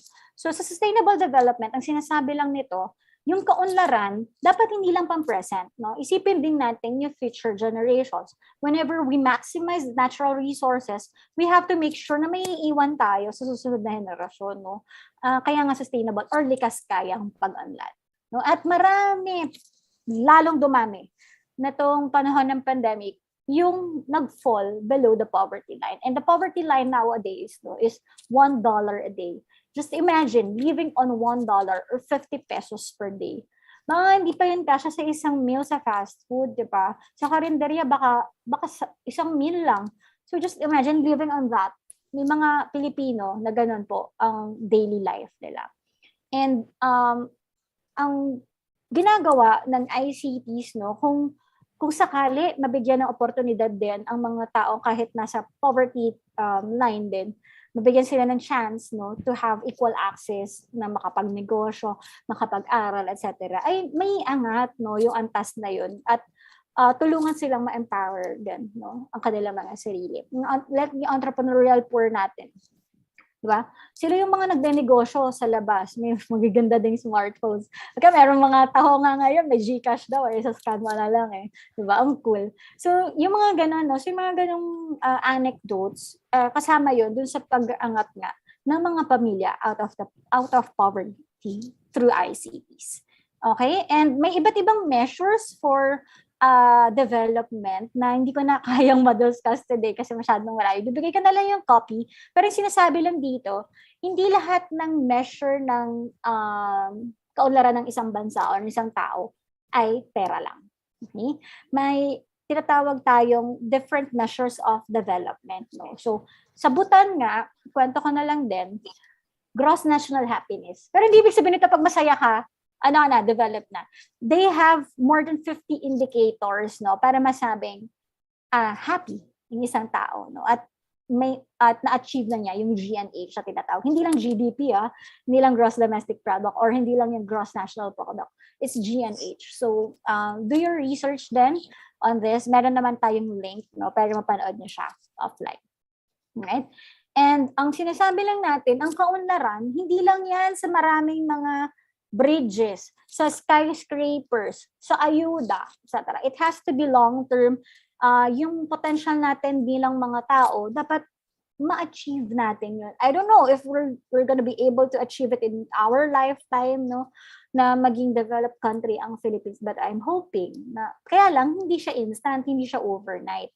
It has to be sustainable, it has to be tuloy-tuloy, no? Hindi pa-stop-stop, no? Iisipin natin, then, ano yung pinanggagalingan natin at ano yung maaari nating kapuntahan. Okay? And nowadays, may tinatawag tayong sustainable development goals at matingkad na matingkad to kasi online, no, ang mga kabataan talagang pinapakita, no, na halimbawa, Youth for Climate Action sila. So that's SDG 13. No? Yung mga ginagawa nilang mga initiatives, tree planting activity tayo dito, ocean cleanup, no? Pwedeng life below water yan. Meron talaga silang focus na mga SDGs. And kayo, I'm encouraging all of you to be familiar with the SDGs, ang ating target sa 2030. Okay? Ang Pilipinas po may target din sa 2040 na lahat ay maging middle class. Oh, di ba? Ang ganda, ang taas ng pangarap natin. Tingnan natin kung kaya nating i-achieve yan, lalo na medyo na-discarril tayo dito sa pandemic. Okay? But by 2030, dapat ma-achieve natin yung targets set by the Philippine government for SDGs. Okay? And skip ko na lang po ito. Sige, mag-pop quiz tayo. It's already 11:52. Ito, hopefully, meron na tayong mananalo dito. Andali lang, ha? Just to cap my talk. Go to menti.com again.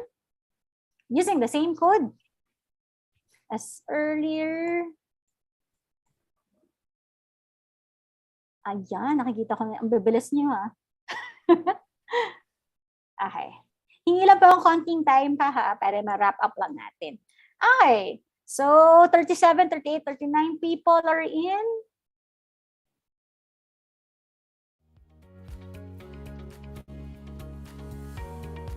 Igantayin natin konting iba. Bigyan natin ng chance ang lahat, whether mabilis ang internet mo or hindi.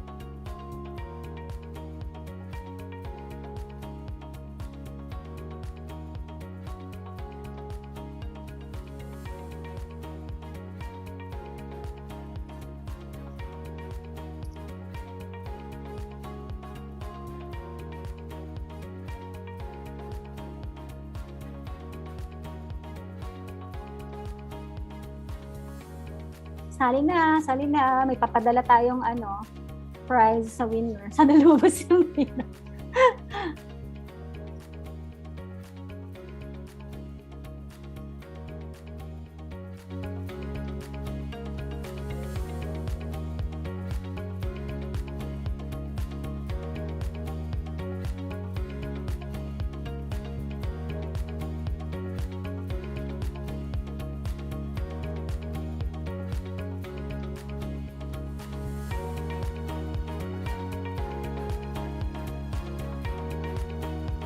Sige, habol na lang yung iba. Let's start. First question. It is an online petition platform that allows the online community to create or sign petitions. So may isa lang tamang sagot dito. 14 seconds left.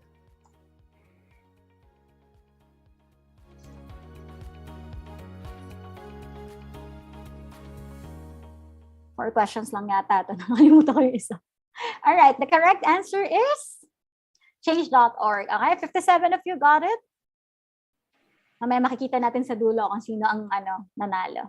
Alright, question 2. In what year did EDSA DOS take place? 2001, 2002, 2003, 2004. Naku, buhay na ba kayo nito? Grade ko na ito? Sana elementary ako. Anong year? 3, 2, 1. Alright, the answer is... Ay! Wala. Sorry. 2001. Okay, 55 of you got it. Yan. Question 3.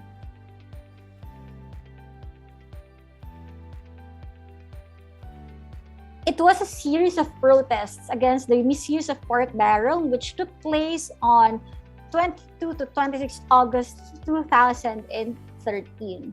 Siyempre, meron ng mga naalis dito. Parang bonus question to. Pabilisan na lang. Alright, the correct answer, of course, is the Million People March. Okay? And last but not the least, isa pa sana akong tanong pero sa chat box na lang. Okay, question 4 is, what medium made EDSA-DOS protest successful? Was it a radio broadcast, social media campaign, text or SMS brigade, or none of the above?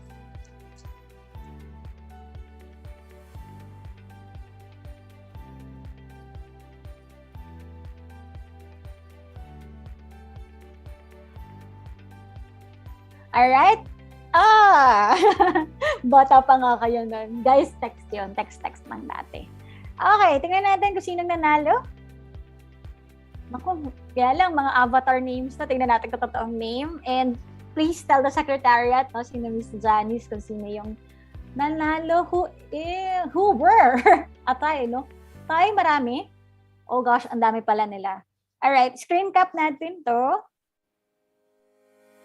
Ina Lois, Ivan, Kai, Charles, Carlo, AC, Kyla, Mix, and Pingu.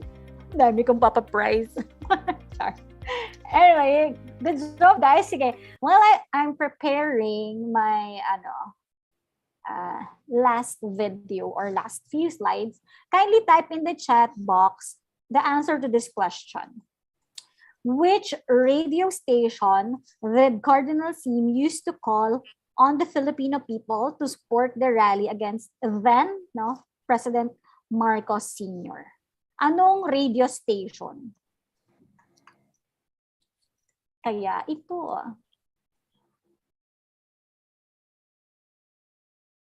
Sige, type it in the chat box, please.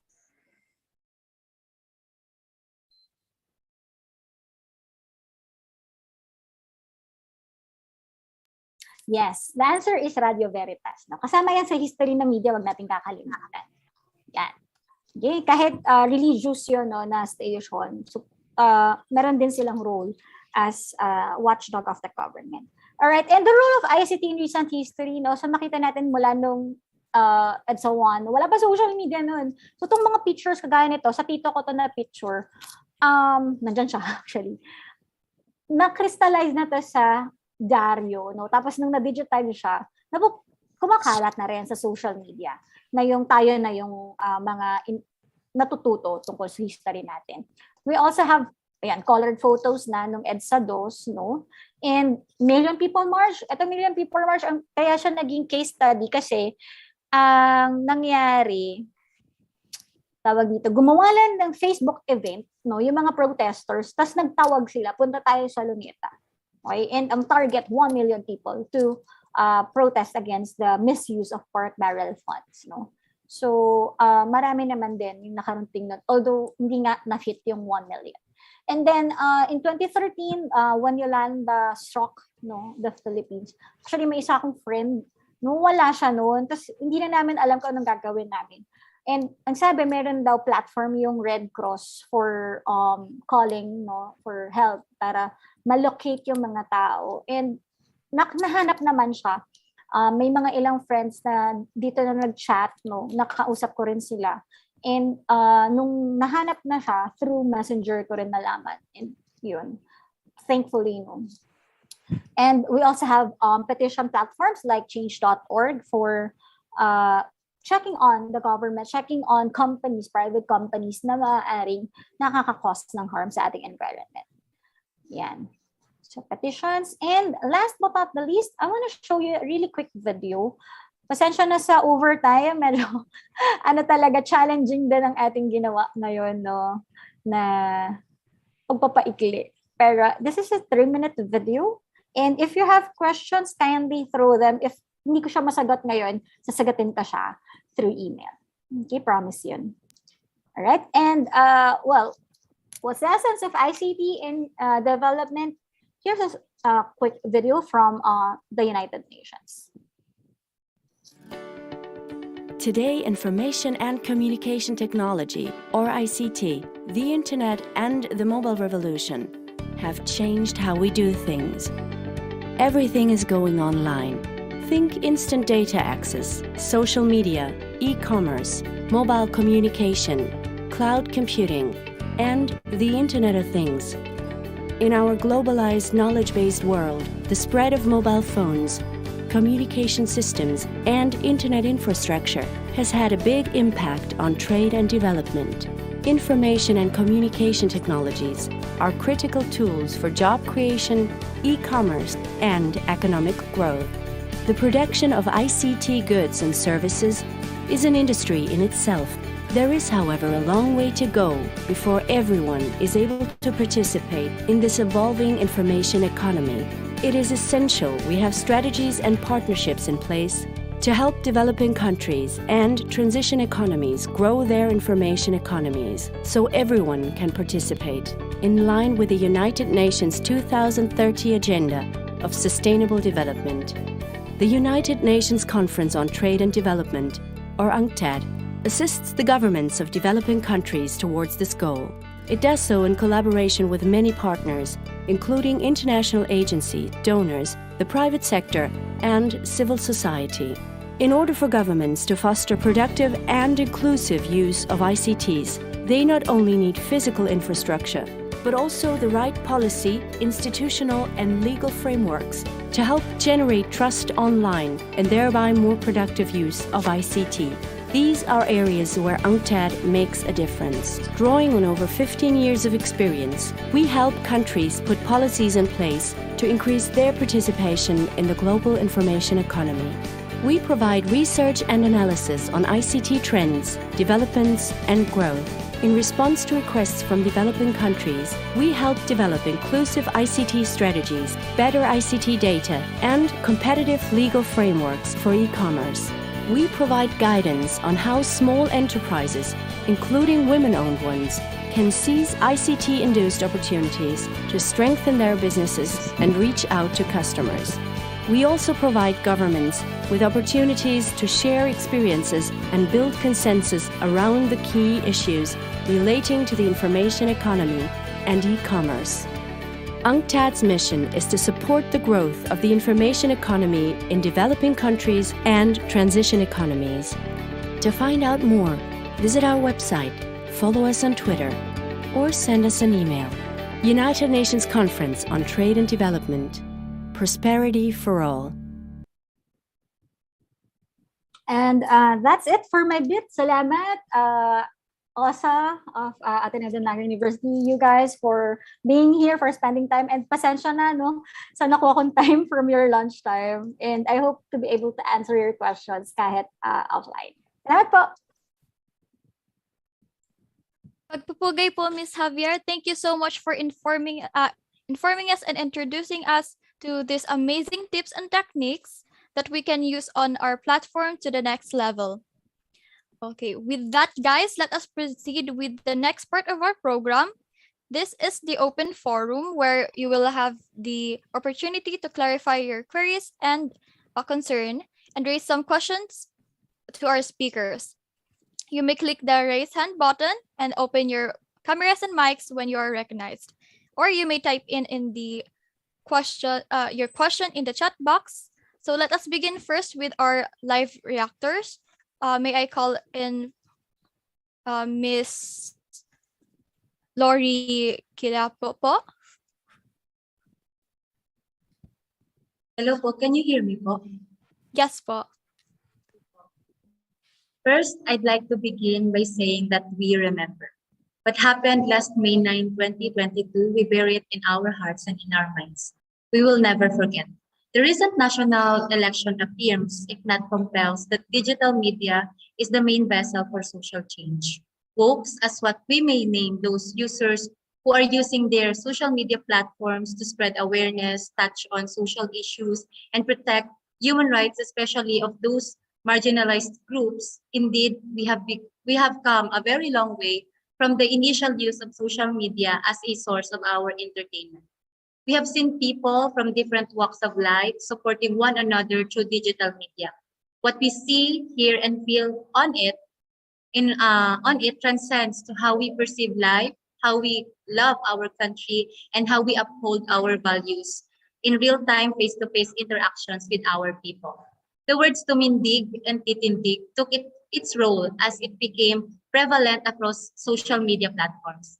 And from there, we have seen how the act of standing up for what we believe is right, for the love of our country and for the love of God extends beyond social media, which trusts social change in its most compelling manner. But it was never enough. As what the result of the national election indicates, there is a gap that we need to address. We did not reach at least half of the 31 million Filipinos who voted for the son of the late dictator. What can we learn from this? How do we harness the power of digital media for social change?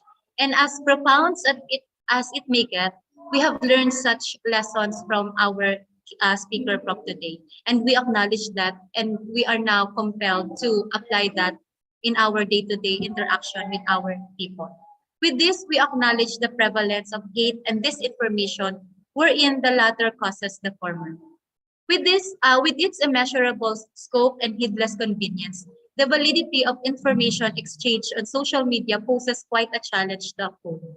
It is literally the case of giving each individual a power to provide information on social media platforms regardless of its veracity. And with its overlapping power that each of us takes advantage of, there exists disinformation which leads to confirmation biases. And as Nobel laureate Maria Ressa has argued in his acceptance speech, what happens on social media does not stay on social media. Online violence is real world violence. This violence that we speak of today is often rooted from the prevalence of disinformation. Due to the religious act of confirmation bias, we fail to uphold the truthful and responsible use of social media. And as we combat disinformation, may we remind ourselves that it is not the facts that will aid it, but instead empathy. As we aim to harness the power of digital media for social change, may we be fueled by our most compelling tool of persuasion, and that we say we uphold empathy as we strive for progressive change in our society. So I would extend my utmost gratitude to Miss Samantha Javier for affirming these insights of mine. That would be all po. Thank you. Thank you po, Ate Lori. So, next po is Miss Christian Lois Papa for to share her reaction po. Hello. First of all, I would like to ask if I'm audible. Yes, you are po. All right, thank you. First of all, I would like to thank our speaker, Ms. Samantha Javier, and of course, Osa, for this insightful talk. You know, this is actually very widely relevant now that we're in the new age where information or media information and technology is very rampant. And we just one refresh, with just one click of our keyboards, of our devices, we are served with thousands, with multitudes of information, which some are actually false and some true, but we are given little time. We give ourselves little time to actually verify those. And now we can see how information, how media has been used during the 2016 elections, for example, where Cambridge Analytica and Facebook used this device or used our data, our psychographics to actually they were used as weapon grades technology, and information from our data searches, from our search engines, from our Facebook engagements rather, were used against us, and where this information then were used to create targeted messages, propagandas to actually impact or alter our behavior towards a certain candidate. For example, in the US, we have Trump, who won the election through the help of these tools, and also in the Philippines, where Duterte was able to champion the election state by the use of these propaganda and disinformation tools. And also in the 2022 election, we have witnessed how disinformation propaganda through Facebook, TikTok, YouTube, and etc. were used to actually raise or to actually put back the Marcoses in power, and were used to confuse the people and rewrite history and spread disinformation. And we see now that media is not only tool for entertainment, a tool for information, but it is a political tool. And our usage of it says a lot about how we could impact social changes and political changes. So if we actually want to triumph, or if we actually want to impact social change, we cannot not only say that we as individuals collectively, we could make our individual changes. We should also demand from the state, because now that we see how our personal information or our personal data is being used against us to target us and alter our lives, and alter our lives in a global level, we see how important it is. So now that I've mentioned this, I want to direct my question to our host, to our speaker, Ms. Samantha Javier. What do you think is the most feasible action for our state in this time? In the upcoming election, do the state enforce a state censorship as an extension of the other regulations such as gun bans, etc., that are enforced to ensure that the elections would go on smoothly? Or do the state enforce legislations to actually regulate these social media sites and etc.? What do you think is the most appropriate action to make a systemic change to prevent the harmful usage of media against the mass? So that is all. Thank you. Do I answer now? Okay. Yeah. This is my opinion, no, as a communication scholar as well. Mahirap, no, kapag ipaparegulate natin sa estado yung ating media, to legislate more laws that will do social media regulation. No, in fact, we the media industry communication scholars cautioned against the passage of cybercrime law back in 2012, but ngayon ginagamit nga rin siya, 'di ba, ng ilang tao to protect themselves against cybercrime, yung defamation, libel, etc., no, that's being done online. And nasa Bill of Rights natin, nasa karapatan natin, no, na magkaroon ng freedom of expression. Kasama siya sa demokrasya. And hindi pa pwede na very one way, no, na kukunin lang natin yung lahat ng benefits. Kasama yung challenges dito. And us na nasa akademya, no, tayo dapat yung nangunguna, frontliners tayo in the education, in making sure that hindi tayo mabubudol, no, kahit na tapunan tayo ng kung anong kasinungalingan, at malalaman natin yung katotohanan in the end, no. And state regulation shouldn't be part of that picture in a democratic society, kasi ang dangerous doon, napupunta tayo sa pagiging authoritarian, may censorship. And alam natin, may ilang mga bansa nangyayari yun ngayon. Siguro mga 10 years back, no, nandun ako sa isang bansa na pinapapangalanan ka ng bansa to. I had to use proxy para makapag-access ng Facebook. Kasi even yung Facebook, na-regulate na lang. Yating gusto yun. Thank you po. Thank you po, ma'am, and thank you po, Miss Lois. So,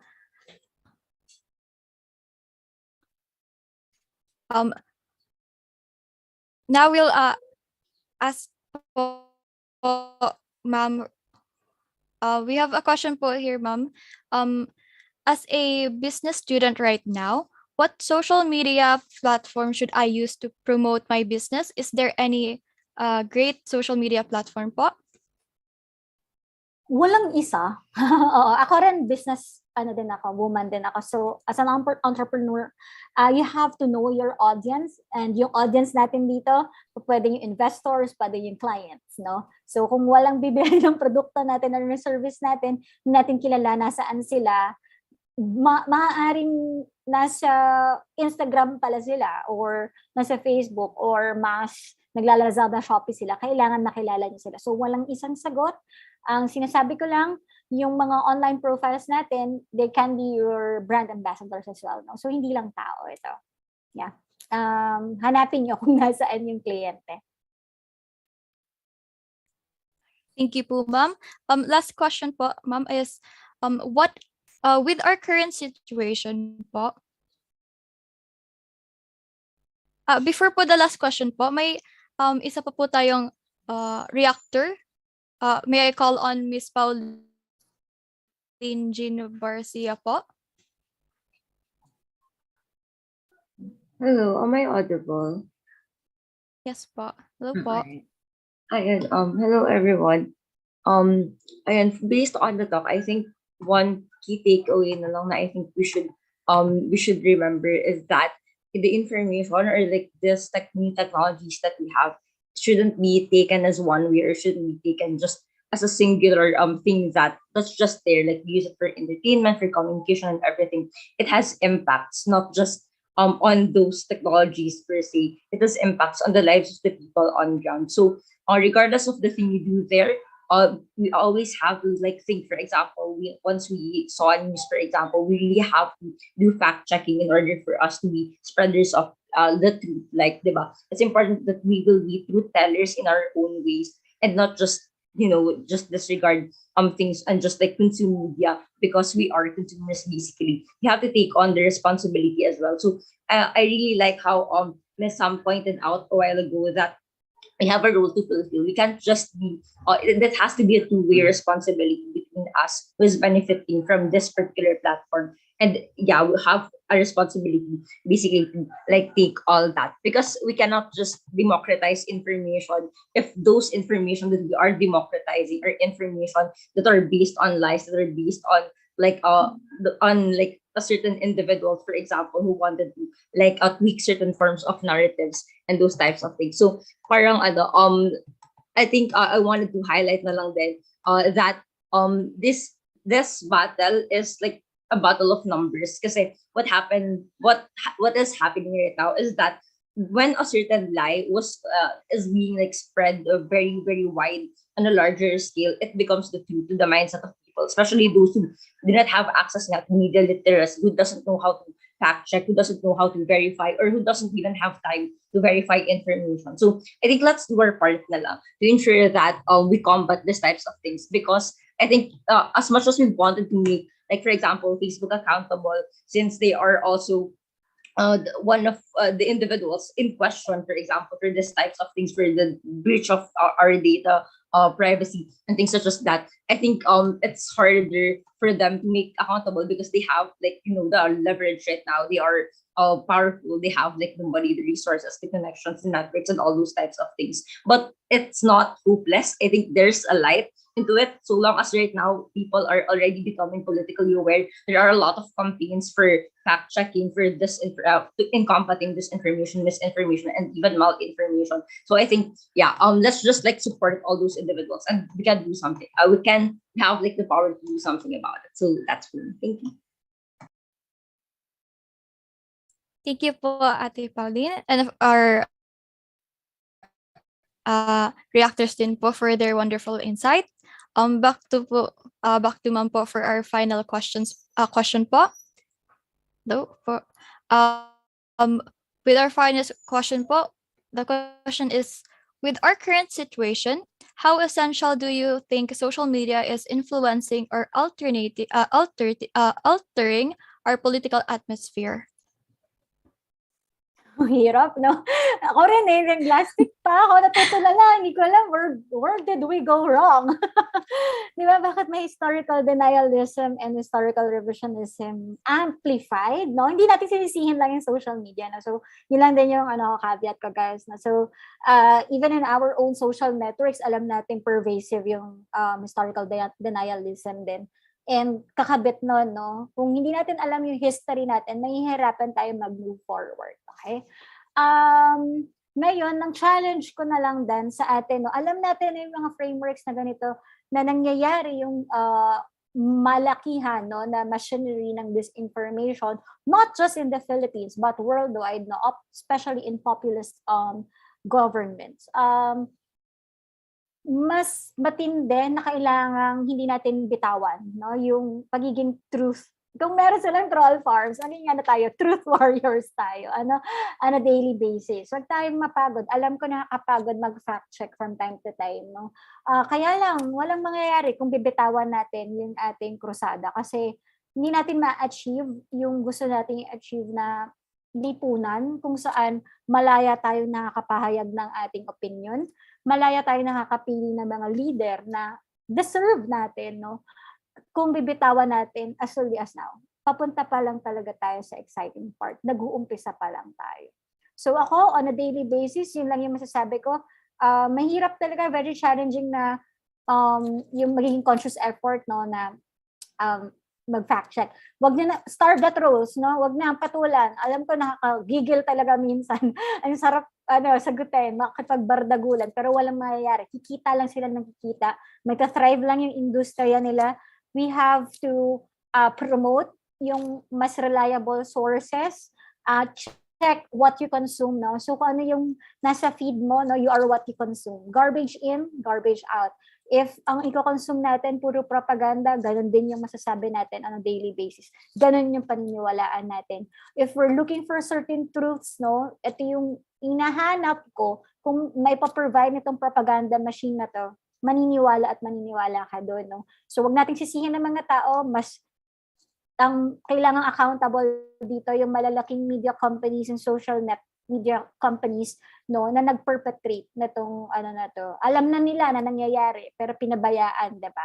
So nabiktima, nabudol din tayo dito sa sitwasyon natin ngayon. And we have to reclaim our social media spaces. Nakita naman natin yung power, wag nating pabayaan. Let's hold the line. Great. Thank you po, ma'am.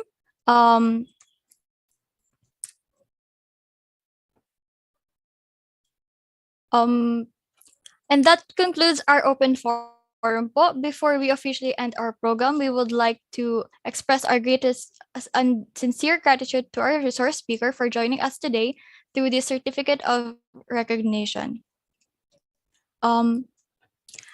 The Office of Students Affairs at Ateneo Deñiga University present this certificate of appreciation to Ms. Samantha Javier in grateful recognition of her expertise and service as a resource speaker in the alternative class program Harnessing the Power of Digital Media for Social Change, held on May 16, 2022, given this 16th of May 2022 at the Ateneo Deñiga University, City of Naga, Philippines, signed by Mr. Rodolfo S.B.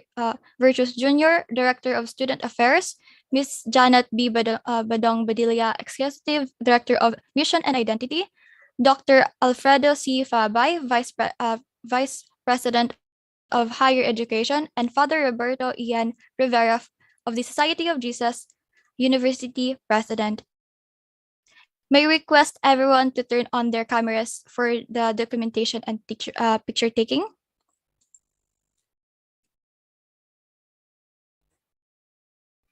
Please turn on your cameras po, guys, for the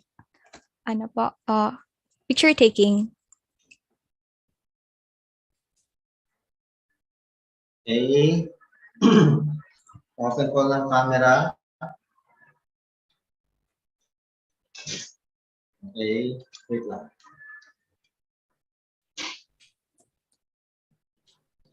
Three, two, one, smile.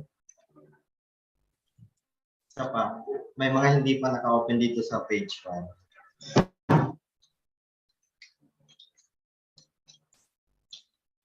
Okay, sino pa? Dalawa na lang. Okay, 1, 2, 3, smile. Page 2 na. 1, 2, 3, smile. Okay. Okay na. Thank you. Again, thank you so much for our speaker for that very fruitful discussion. And at this juncture, may I call again our speaker to deliver her closing statement and a word of encouragement if there's any po. Oo nga, parang ang bigat no nung huli natin kanina.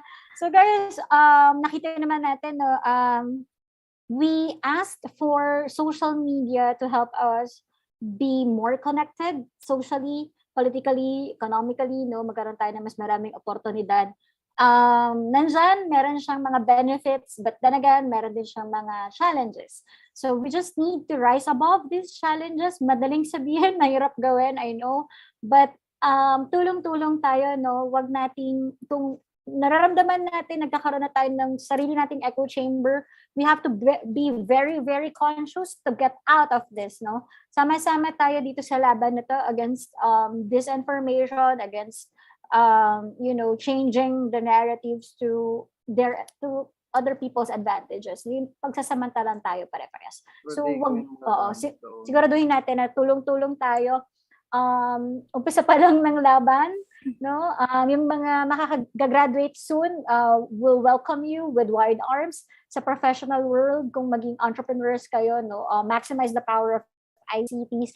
Sa mga magiging teachers, tayo yung wag na tayo yung mangunguna sa pagpapedal ng fake news, no? Tayo nagiging truth warriors, no? Sama-sama natin tong lalabanan. Alright? And alam ko hindi madali, no, sa ilan sa atin, no, kung saan mang tayong political spectrum nanggagaling, iba-iba yon for sure. Hindi nagiging madali na nakikita natin yung epekto na rin ng ICTs, no, sa nabubuo na atmosphere and public opinion. But kung nagawa ng mga magulang natin, no, na labanan din yung kanilang mga battles, kakayanin din natin. Alright? Sige pa. Salamat ulit! Thank you po, ma'am. So thank you so much again for being part of this event, which would not be possible without you. Congratulations po to the winners sa games po ni ma'am. I can really see that our participants really learned a lot today. To the participants of this ACP, please do not forget to fill out and answer the evaluation form to receive your certificate. We will be flashing and forwarding the link here and in the chat box. Please make sure that you answer right with write the correct answer. Again, we are grateful for your participation and hope we will see you in the future ACP webinar or workshop. Again, this is Sheen and Deñiga, and this is the end of the workshop, Harnessing the Power of Digital Media for Social Change. Enjoy the rest of the afternoon. Recording stopped.